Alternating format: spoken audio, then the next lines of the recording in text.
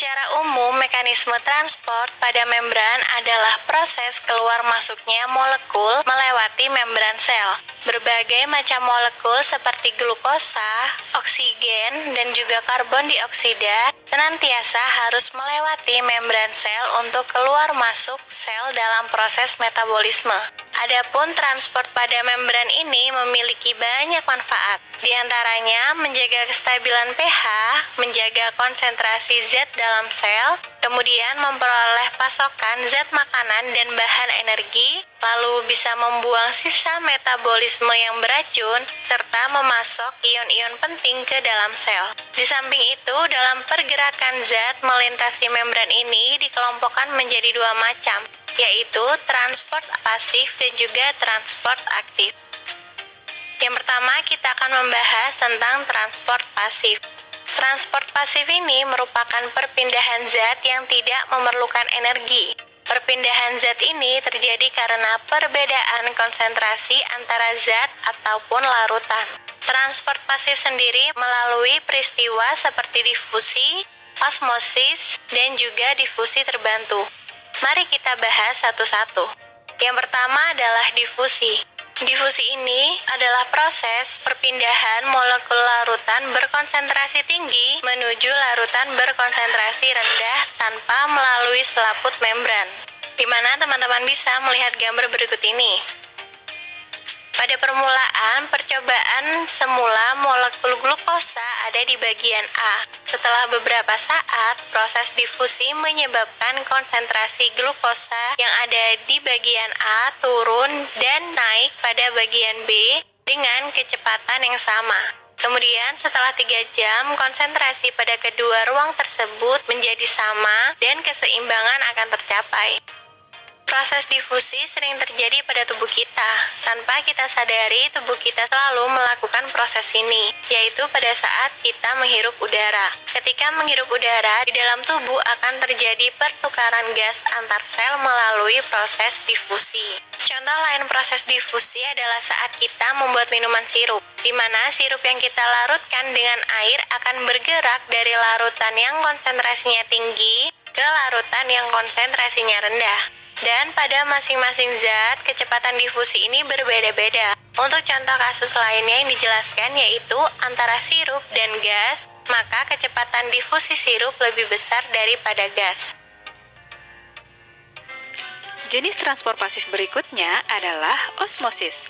Osmosis merupakan perpindahan molekul pelarut, misalnya air, dari larutan berkonsentrasi tinggi atau hipertonik ke larutan berkonsentrasi rendah atau hipotonik melalui membran semipermeabel, hingga konsentrasi zat terlarut mencapai seimbang atau disebut juga larutan isotonik.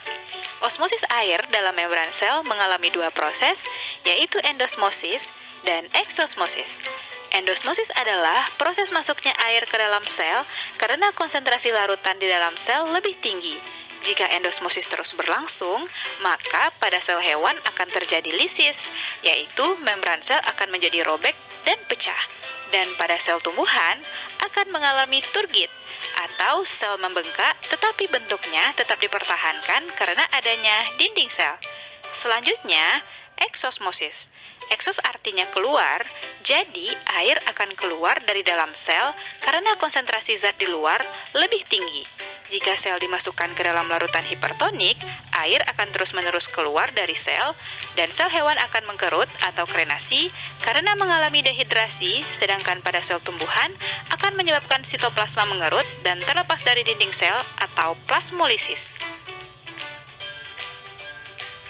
Berikut ini adalah bentuk kondisi sel hewan dan sel tumbuhan saat berada dalam larutan hipotonik, isotonik, dan hipertonik, sesuai pembahasan kita tadi. Bentuk sel hewan dalam kondisi lisis, normal, dan krenasi, dan bentuk sel tumbuhan dalam kondisi turgid, normal, dan plasmolisis. Gimana? Teman-teman bisa membedakannya ya? Nah, teman-teman, mekanisme osmosis ini banyak kita jumpai dalam kehidupan di sekitar kita. Misalnya, jika kita membandingkan ikan yang hidup di air tawar dengan ikan yang hidup di air laut.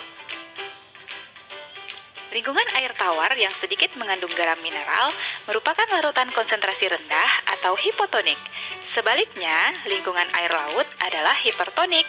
Berbeda dengan lingkungannya, kondisi tubuh ikan di air tawar bersifat hipertonik karena pekatnya larutan yang ada di dalam tubuhnya. Sedangkan ikan air laut bersifat hipotonik. Konsentrasi larutan di dalam tubuh ikan air tawar lebih besar, maka air akan masuk ke tubuh ikan, sedangkan pada ikan air laut, air akan keluar dari tubuhnya. Banyaknya kandungan air pada tubuh ikan air tawar menyebabkan urinnya encer. Sebaliknya, ikan air laut memiliki urin yang pekat. Dengan semua kondisi di atas, maka ikan air tawar hanya membutuhkan sedikit minum, dan ikan air laut jadi lebih banyak minum agar tubuhnya tidak dehidrasi. Selain pada ikan, contoh penerapan osmosis dalam kehidupan kita adalah penyerapan air oleh akar tanaman, proses pembuatan ikan asin yang diberi garam dan dijemur di bawah matahari, pembuatan telur asin, potongan kentang yang semakin berat saat direndam dalam air, dan masuknya cairan infus ke dalam darah. Teman-teman juga bisa mengamati contoh peristiwa osmosis lainnya ya.